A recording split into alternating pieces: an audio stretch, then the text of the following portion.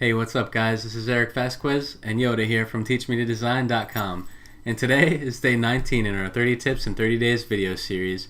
And Yoda and I are going to show you how to restore balance to the force. To your photos in Photoshop. And we're going to do that by removing color tints to result in a more natural and beautiful looking shot.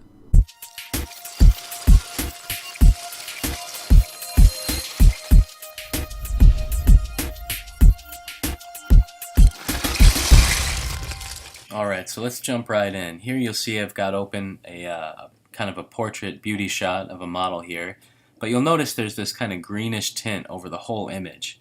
Now, if you want to get rid of that, I guess there's a couple ways you could do it, but most of them are pretty involved and will take you quite a bit of time. So this technique that I want to share with you guys is one way that I've found that is pretty quick and does a good job of restoring the natural color.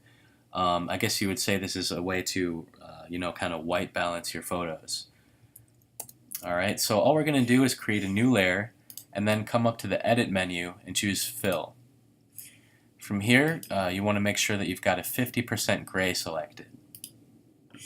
Alright, once you've done that, come down here and change the blending mode of that layer to Difference. Okay?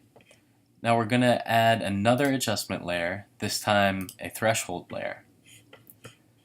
And you'll notice as you move this slider around kind of what's happening here. If you move it all the way to the left, it goes completely white. All the way to the right, it goes totally dark. So we don't want it to be completely white. We want to have a little bit of the detail in here just so you can see some of the black edges and everything. Maybe somewhere around, 20, 17 or 18%, something like that. Alright, and then I'm just going to zoom in and switch to my eyedropper tool by pressing I on the keyboard. And I'm going to zoom in here and hold down the Shift key, and you'll see that you get this little cursor here that allows you to make a point. Alright, so we're making a point here, and just click in anywhere, in this black area.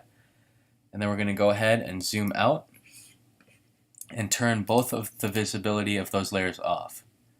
Okay, and you'll see you can still see the point here. So the next part of this is we're going to add another adjustment layer, this time curves. Alright, and once you've got that open, you'll see your curves adjustment over here. You've got a couple of eyedroppers as well as a pencil and some other little icons over here.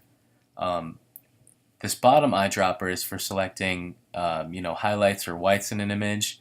Then you've got your grays, then you've got your blacks. So because we filled our adjustment layer with gray, we're going to use this middle eyedropper tool for selecting a point. So we're going to zoom in with that selected, and we're just going to find that point that we created before in the black area, and then just carefully find that and click. Alright, and now once you zoom out, you'll see how nice that is. It looks much more natural. It didn't completely remove all of the green in the image, but it really made it feel balanced and much more natural looking. So, this works really well for your images, and you can see, anytime there's a blue tint or a green tint, you can adjust that.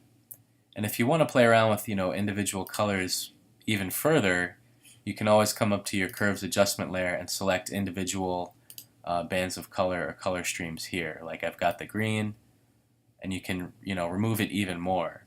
So you may wish to manipulate it a little bit further if you don't get, a result that you like.